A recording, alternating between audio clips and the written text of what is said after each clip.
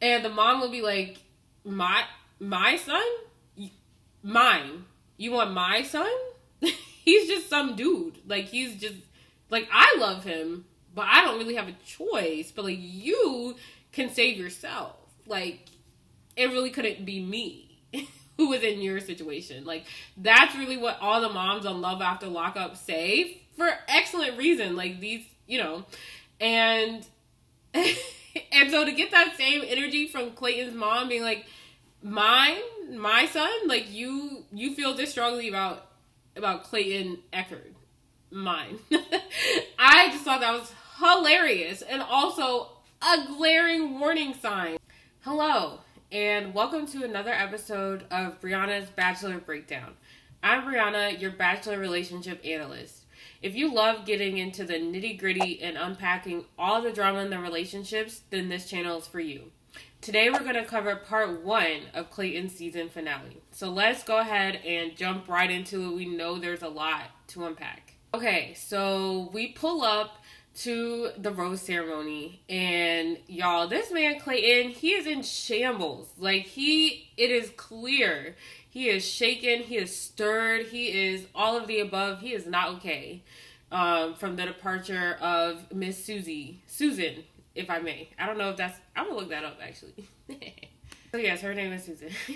Clayton, he is shaken, he is stirred, he is all of the above. He is reeling from the departure of Miss Susan, if I may.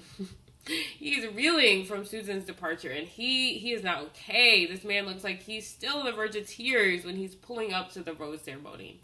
And in the name of transparency and honesty, he decides that this is the perfect time to drop a bombshell of his 2 contestants that are left, Miss Gabriella and Miss Rachel.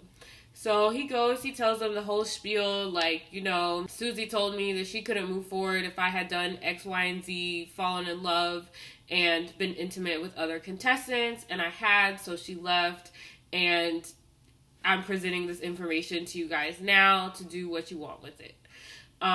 It's clear he's flailing. Like, it's clear that although he has a calm demeanor, even though he's, like, on the verge of tears, right?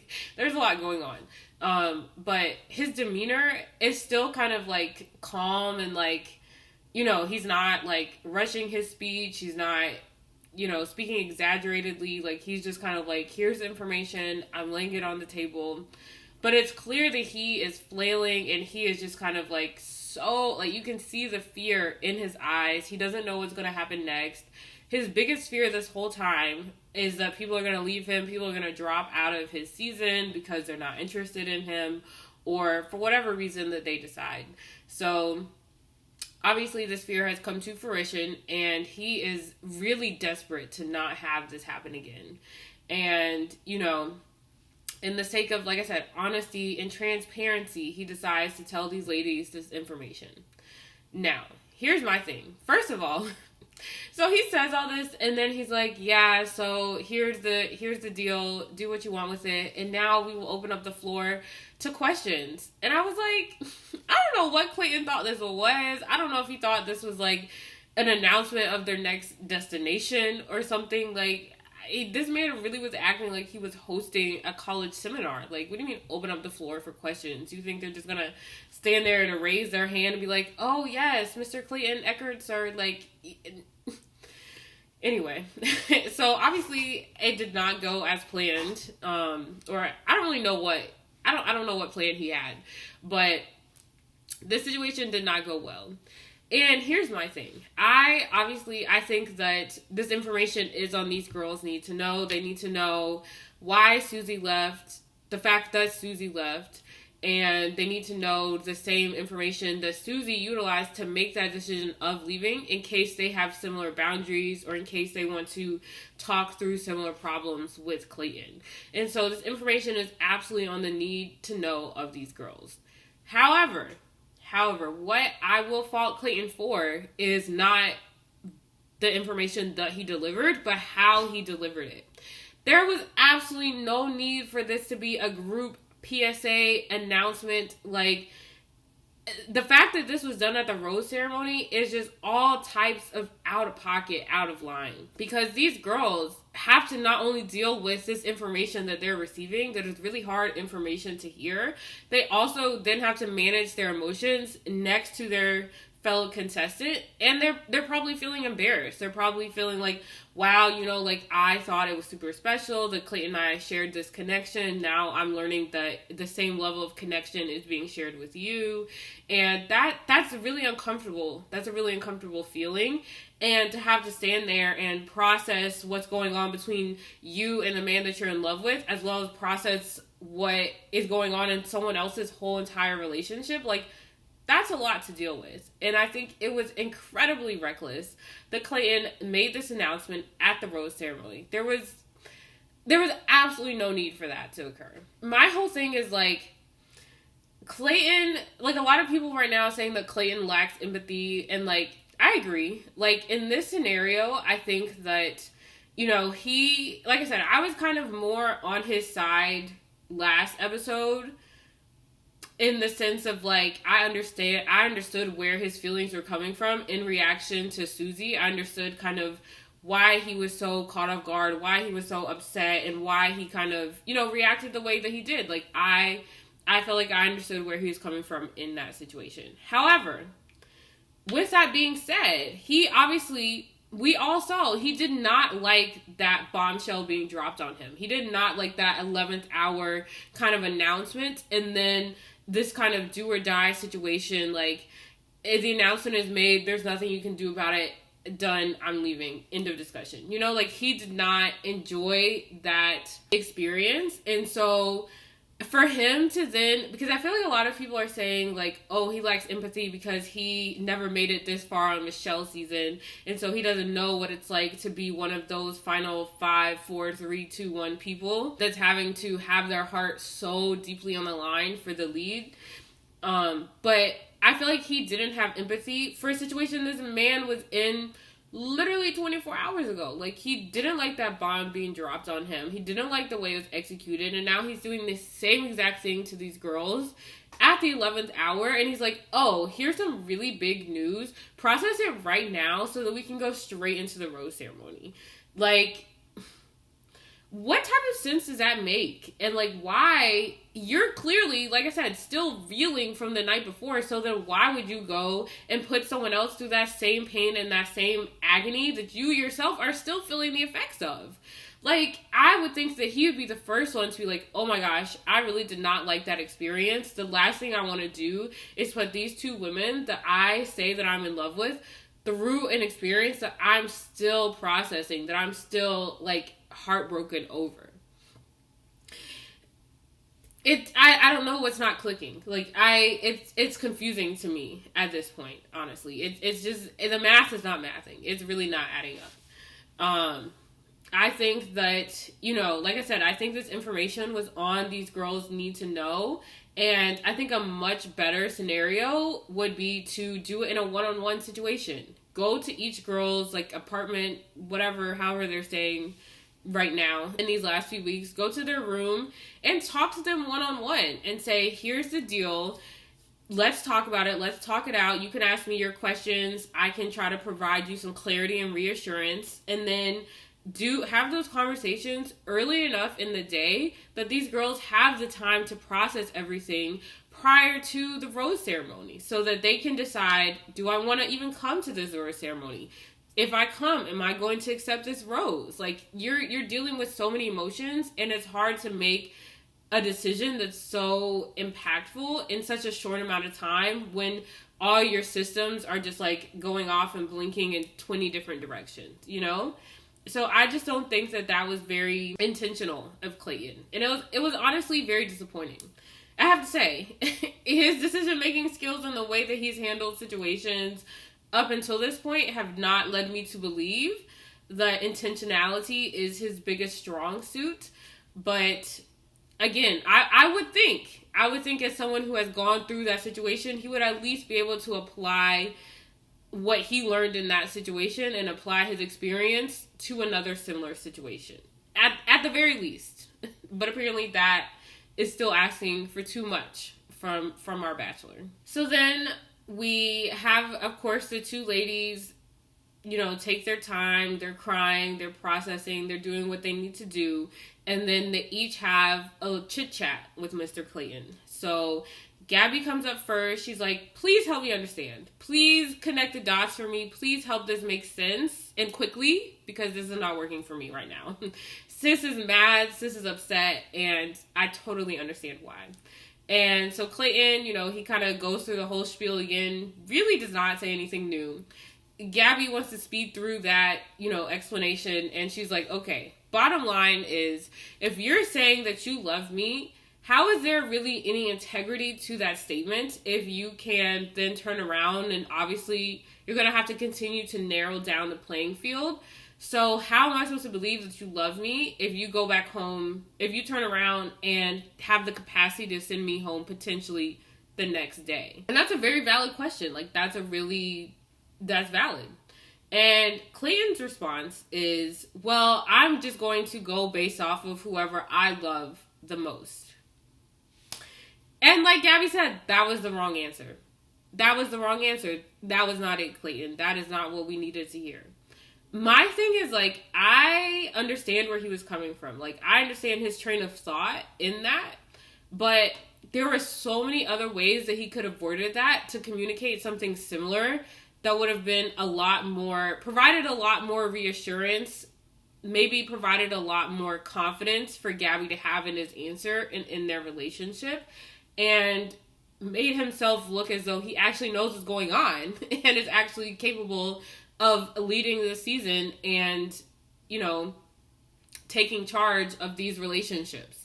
He could have said, I'm going to base my decision. I'm really trying to narrow down, who am I most compatible with? Who do I feel like fits into my life the best, and vice versa, that I fit into their life the best? Who do I feel like overall I share the most morals and values and life directions with? Like, literally, he could have said quite literally anything else. Anything else would have been better than whoever I love the most. Because, and Gabby explained it very well, that statement makes it feel as though love is being measured, right? It makes it feel like whoever Clayton picks is the person who is most worthy of his love. And Gabby was saying love is not something that can be measured. It's not something that you can, like, stack up and be like, oh, this person has 10 more love points than you do, so I love them the most. Like, that's not fair. And that's not love. And so if this is what he's saying that he's experiencing and how he's going to make his decisions, then is he really making his decisions based off of love? Or is he just making them based off of lust? Is he making them based off of maybe his head and not his heart? Like, I really don't know. I don't know what's going on with him right now, but that is not a way that love should be navigated and managed. It's kind of like, for example, people talk about, like, friends versus best friends. And so when you say, oh, I have a best friend, that doesn't automatically mean I love this best friend more than I love all of my other close friends. Like, that's not the case. I don't think that anyone thinks that when you say, oh, this person is my best friend and this person is my close friend. What it really means is my best friend is a person who I maybe have spent the most time with or feel the most comfortable spending long amounts of time with. The person that I have been the most vulnerable with and opened up the most to. And so those are the qualities that kind of elevate that relationship to a different level and allow a person to explore sides of themselves more deeply, but that doesn't then turn around and just negate all the other relationships that you have with people that are your close friends. You can experience the same amount of love for people, but have relationships operate on different levels of depth. And I think that's what Clayton is missing. And I don't know, it's hard to tell if those thoughts are actually going on inside of his head and he actually is experiencing love in this way and he's just not good at articulating it, or if that's just not the case at all. If he's really just over here calculating his love points and deciding who he's going to love the most at the end of this. Like, I just can't tell at this point, honestly. So then Clayton and Rachel have their chit chat, and her biggest thing is, okay, so if you love me, but then you love all these other people, how am I supposed to feel special in that? How am I supposed to know that our relationship is genuine and unique and actually means something to you? And again, that's super valid. That's a very valid question. I think Clayton, for once, has taken something from the conversation that he had with Gabby 2 minutes before, and he did not pull out his same old trusty dusty, this is who I love the most line. So I'm very glad of that. And he goes on to explain, you know, each love that I feel for each individual in this scenario is different and it can't be compared, and I love you all in different ways and experience the relationships in different ways. And so at this point, he's hitting on more of what I was saying just a second ago, in the sense of, okay, well, you can love 2 or 3 or however many people at an equal level, but the relationships might just have a different level of depth, or you might experience different sides of yourself in different relationships. And so I was really glad, actually, to see that Clayton was able to take how much he fumbled the bag in Gabby's conversation and do something, take that as a learning experience and apply that into his conversation with Rachel, so that he doesn't also kind of continue to just rip the rug from underneath her feet. Or I don't really know what that phrase is, but whatever. He can provide her with more substantial clarity and something that actually adds up and makes sense. And Rachel, I mean, she's upset, she's crying, she's in her feelings, but at the same time, I can tell that she's still open to him just based on her body language. Like, during this whole conversation, she's sobbing, but she's sobbing into his lap. Like, she's falling all over him. She still kind of wants to be close to him, be near him. And, I mean, for me, and I think most people in the world, if you have the intentions of breaking up with someone, no matter how hard that conversation is, no matter how much you love them, your body language, you're not going to be touching them. You're not going to be like, oh, well, let me go be comforted by the person that I also would like to exit the relationship from. Like, that doesn't really work out. And so I could tell just by the way she was expressing her grief that she was still open to Clayton. And so it didn't come as a, spoiler alert, surprise that she did accept his rose later on. So, like I said, then we move straight into the rose ceremony. Rachel does accept his rose, but Gabby does not. And again, this knocks Clayton off of his feet. He is flabbergasted. Rachel, too, is very flabbergasted. I think that was the most shocked look I have ever seen on her face. I think if the dictionary wanted to have pictures, that needs to go next to shocked. Like, she was shook. She could not believe her eyes. She did not know what was going on. And at first, everyone on Twitter was making jokes of like, oh man, that means I have to marry him. Like, don't leave me alone with this guy. Like, da-da-da-da. And that's really, those are the thoughts that were going through my head as I was watching this as well. But then, you know, fast forward a little bit, when the cameras go to interview her real quick, she's like, oh, well, I don't want to just be here alone because I don't want to win by default. And so when she said that, I was like, oh, okay, I get it. Like, you don't want Clayton to just choose you when he 2 seconds ago was telling you how he loved all these different people and you're just the last person standing. Like, no one wants to feel like that. Everyone wants to feel chosen, especially on a show like this where it's like you're moving through all these different ranks and you're wanting to feel super special at the end. You're wanting to feel like, out of this crowd of 30 different people, this person chose me because they want to be with me. And that special moment is taken away if you are the last person standing. Even if you were going to be the person that the lead chose all along or in the first place. So I really felt for her in that moment.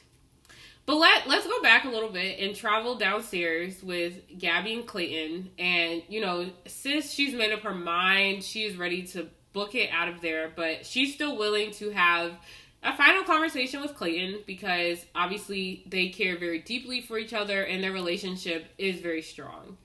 And so Clayton is over here begging for Miss Gabriella not to leave. Like, he is beside himself.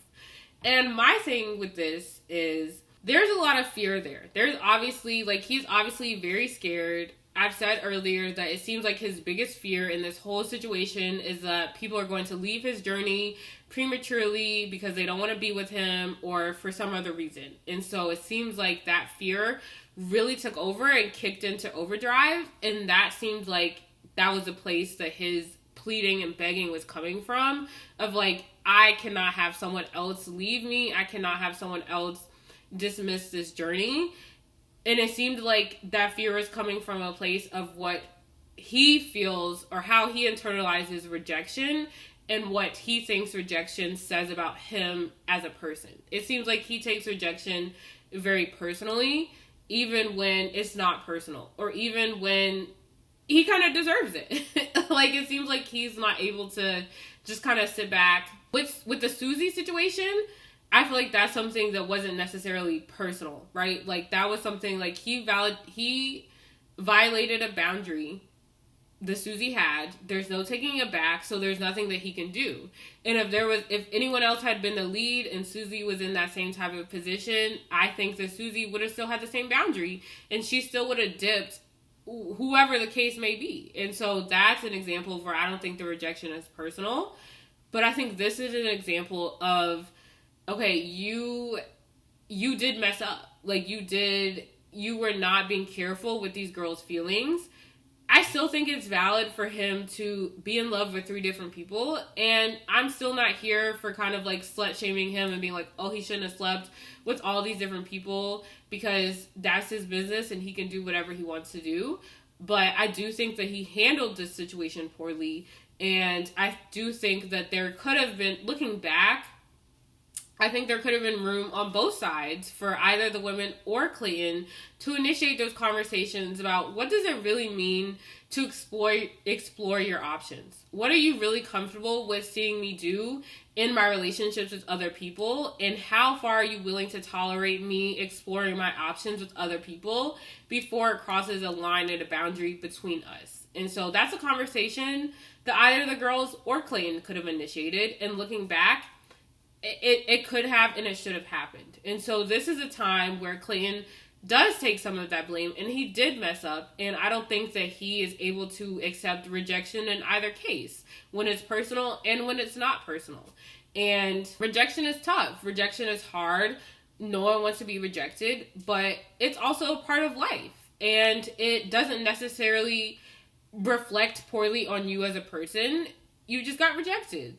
That's what it is. It just means that you're a human. And even in the instances in which you do have some of the blame for being rejected, that doesn't make you a bad person. That just makes you a person who makes mistakes. And again, that's human nature. And so it's very troubling to see that he has internalized rejection so much to the point where he is just operating off of fear and making all these decisions and hosting these conversations from a place of very deep-rooted fear, and is not necessarily, it didn't feel as though he was fighting for the relationship with Gabby in particular. It seemed as though he was fighting for a relationship. He was fighting for the process. He wanted to be able to have his final 2 week with two individuals. He was fighting for, okay, this is how the process is supposed to go. I'm supposed to have 2 people at this point, so then I can make the decision to break it down to one person. I don't want that decision being made for me. I don't want to just introduce one person to my family. Like, it just seemed a lot of it was about the process and his fear. And there wasn't a lot of room for, like, I really, in particular, want this relationship with Gabby. In particular, I want to see where we can go because I see a future with this woman standing right here in front of me. And so that was just very troubling to watch. I did not enjoy the line in which he was talking about, oh, like, is your gut telling you to leave? Like, tap into what is your gut telling you? Like, what's going on? Because her gut has already made a decision. Her gut already told her, to bounce, to leave. And she was doing just that. And now he's going back and making her question her gut and making her rethink a decision that she was already very sure of. And that was strike number 2 for me with Clayton, because that was just really aggravating. If someone wants to leave you, if someone wants to walk out of your life, allow them the space to do that. Like, I don't think it should be a tussle and an argument, especially when nothing is necessarily going to change. He can't go back and change the actions that he did. He can't, not be in love with those people. He can't not have handled the situation as poorly as he did. Like, he's literally standing there saying, I want you to stay, but I don't have the answers, and I don't know what the outcome will be. Like, okay, like, why would I stay then? Why would I stay? He didn't really have a valid argument for me to back that up of, like, if you stay, this is what I will do differently. So, the math, again, it was not mathing. The math was not mathing. But, as we all saw, Gabby did go against her better judgment, and she decided to stay. She decided to accept the rose from Clayton, and we moved along to, the final 2-week portion. So, I had kind of mixed feelings because this finale was interspersed with, like, a live show portion and interviews from our Bachelor alumni. And this first set of interviews included Claire Crawley, Nick Viall, and Michelle. And y'all, I saw this tweet that was like, it's bad when we all collectively agree with Nick Viall. And that's facts, because when him and Claire got on that stage, I was like, whatever. I just want to hear what my queen, Michelle, has to say. But of course, my ears were still open and turned on, unfortunately. Or fortunately, I should say, because Nick really did make some points. And he basically said that it seems as though Clayton, like a lot of people have already expressed and noticed, is that he is lacking empathy. And he conveniently, when he was telling this whole spiel in the name of honesty and transparency, he conveniently forgot to say that Susie was actually the person who he loved the most. He left that out. And Nick also went on to say that it seems as though Clayton is more interested in finding love for himself as opposed to finding love with somebody else. And, I mean, mic drop. There's really nothing else to say. I think that really sums up what we're seeing right now on this screen. And my thing is not necessarily a question of, like, can you love 3 people at the same time? Is that right or wrong? Like, is he being selfish, I guess, in a sense? Like, I don't even know. Because I think you can. I'm not here to debate that. I think that's possible. I think love can come from a place of abundance. I don't think it has to come from a place of scarcity. Like, I only have room for one type of romantic love in my heart. And obviously the show, kind of the nature of it, you do have to get to that place. And I think that's fine, but I think that you could also find yourself being in love with multiple people for multiple reasons throughout the journey. So I think that's completely fine. My issue is that Clayton is not acting like that. He is in love with 3 people, and he is not treating them as such. He's behaving very recklessly. He's not behaving intentionally. He has 3 hearts on the line. I guess 2 at this point, but 3, question mark, we don't know. He has all these different hearts on the line. He's just kind of jerking them around with whatever whimsy it comes to his mind at a given moment. And that is where I take issue. Like, if you have 2, 3 hearts on the line that you are in love with, that it is your job to manage and navigate those relationships in a way that provides them with the most compassion and security and reassurance, that's a very tall order.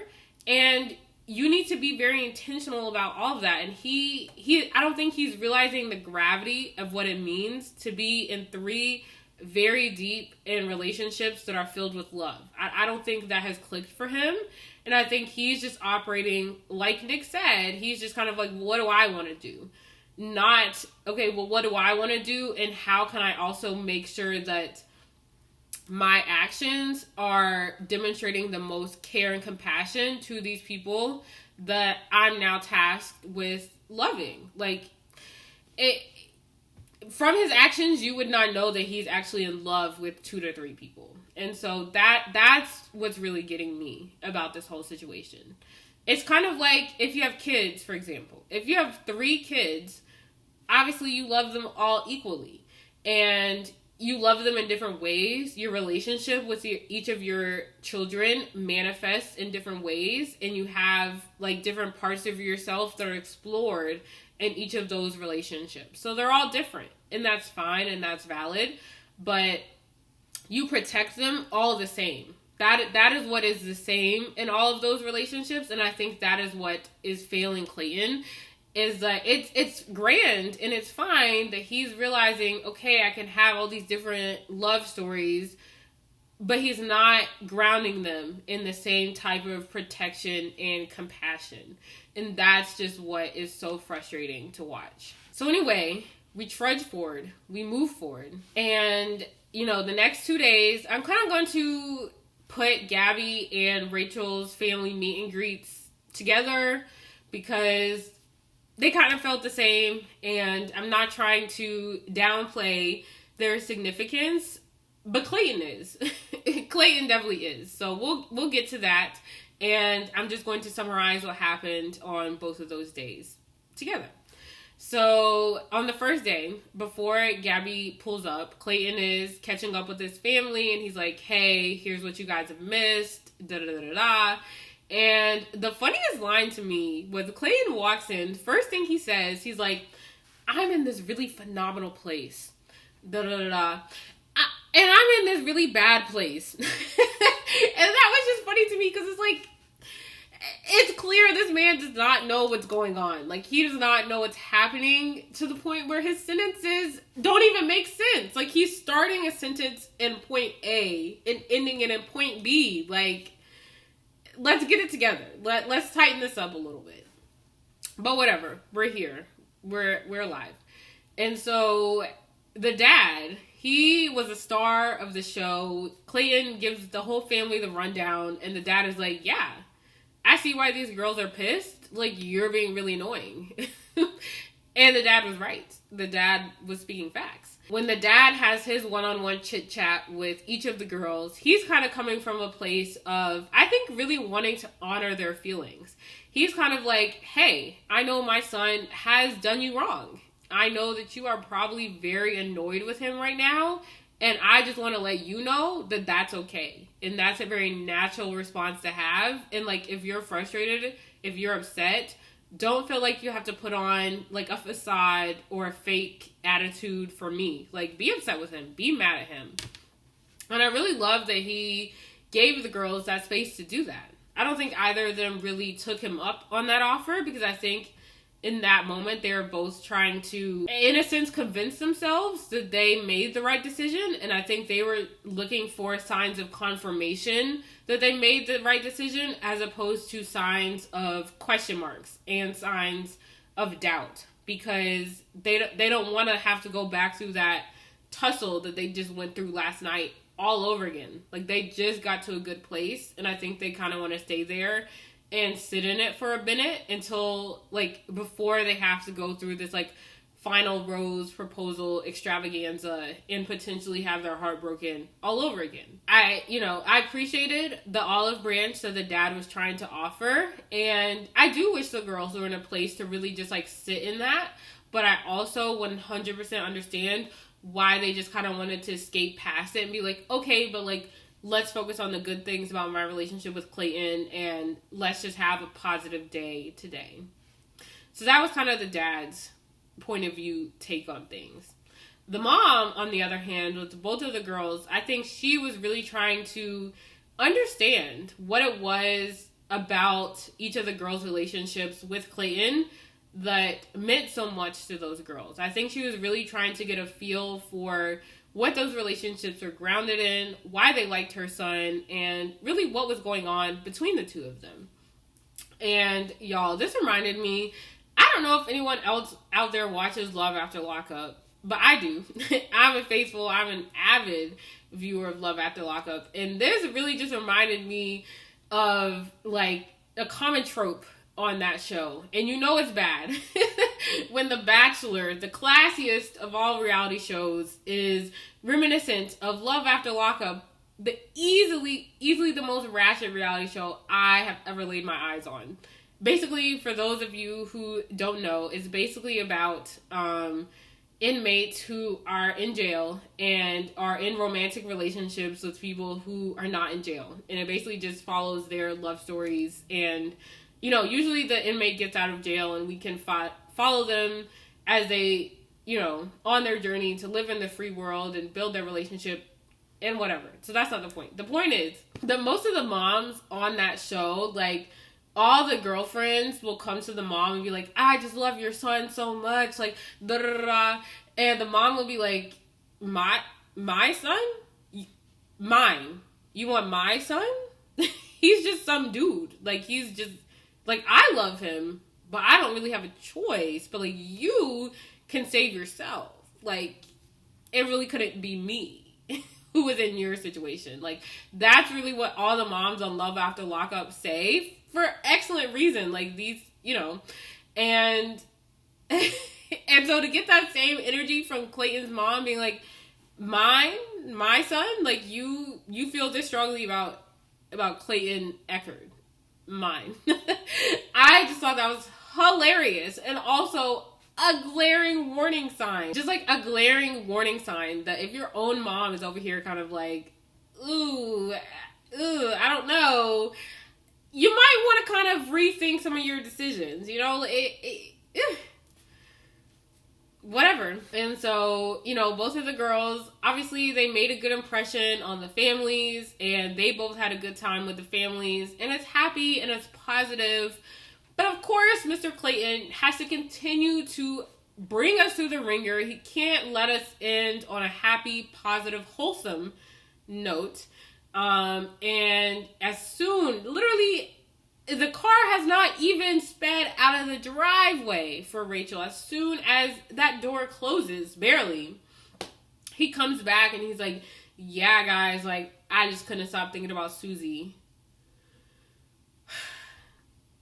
At this point, I'm tired. Like, I'm really sick. Like, I don't know. I really just want to make a plea to the ABC producers, because I don't know what we have done to deserve this dumpster fire. Like, I don't know who cursed this franchise, but I, for one, would like for the curse to be lifted, because what the heck? So he's sitting over here talking about, I couldn't stop thinking about Susie. Like, I wish she was here, essentially, instead of them, this, that, and the third. And the family and the parents are not having it for good reason. And Clayton is just like, oh, you know, like, his main thing is like, I handled that argument wrong. And I failed to see how much Susie was actually trying, how much she actually did love me. And I just shut down, and I regret that. And the funniest line was, he was like, you know, at any point in time, she could have walked away. And the parents are like, she did, though. Like, she actually did walk away. And Clayton is just like, yeah, but, like, she was talking the whole time. Clayton, that's how arguments work. That's how conversations work. If someone stops talking, you're no longer having a conversation. So, like, you're just describing to me a conversation. Whatever. So, yeah. So Clayton is over here talking about Susie's the one. He fumbled the bag. He messed up everything. And here's my thing. Here's my two things, actually. I know what show we're on. I know that these ladies are on The Bachelor, and they know how it works, and they know that one person has to be whittled down until there's one person at the end. That's all well and good. But my thing is, like, I believe in harm reduction, right? Like, someone's going to get hurt. Like, that's the name of the game. Like, if you make it this far, there's a 2/3, 1/2, 50% chance, whatever it is, chance that you're going to get hurt at the end of this. And everyone has that knowledge. But there's absolutely no reason to cause undue pain and undue harm. Like, there's just no excuse and no reason for that. And it's really just selfish at this point and disrespectful for it's really just selfish and disrespectful at this point to Clayton, to the families, and to these ladies to allow these women to meet his family when he just goes around and then at the end of the day dismisses all of their efforts in terms of meeting his family. Like, these girls got themselves up out of bed, put on makeup, put on some cute outfits, put on a smile, and came to meet your family. And after all of that, you say, I wish it was someone else who was here? Like, what the heck? That's so disrespectful, and that just laughs in the face of this effort that these girls are making time and time again for this man who is showing them that, like, he couldn't care less. Like, he says he cares. His words coming out of his mouth say that he cares, but his actions don't. His actions are not aligning up with his words, and it's just very frustrating to watch. And on top of that, my thing is, like, my key operating word in this whole scenario is that this is unnecessary. There is no need for this much drama and this much, like, jerking around. Like, there is no need for this. I think this could have all been avoided if Clayton just sat down. Like, just took a deep breath, just relaxed, found a chair, and put his body in it. This man is running around, he's flailing, he doesn't know what's going on, he's telling this woman he's in love with him, he's begging that woman to stay, he's wishing this other third woman was here to meet his family. Like, this man is outpacing himself and he doesn't know what's happening, and he just needs to calm down. Like, he just needs to really relax. And I think Rodney said it best. He said he needs to think before he speaks, because he's out here making all these reckless decisions and doing A but meaning B and doing C but meaning D, and, like, everyone's getting hurt in the process, and it's unnecessary. And I think it could have all been avoided if Clayton just took a moment and just figured out what he wanted. If it's Susie that he wants, okay. She's still in Iceland, apparently. Great. Hooray. Like, okay. Then, like, let's not disrespect your family and Gabby and Rachel by taking them through this process that essentially means nothing to you, Clayton. Like, if it's Susie that you want, like, okay, pursue that, you know, whatever, do what you need to do, try to win her back, whatever.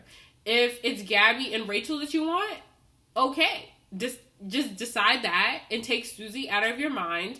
Take your time, grieve that relationship, get all your feelings out, and then move forward with these two other women that are here for you. And something tells me that Clayton will continue to not be seated for this next half of the finale. I think that he will continue to run around, and all these women plus the audience will be continued to taken on this roller coaster ride, journey, hot mess express of The Bachelor. So I will see all y'all here back tomorrow for another episode of Brianna's Bachelor Breakdown.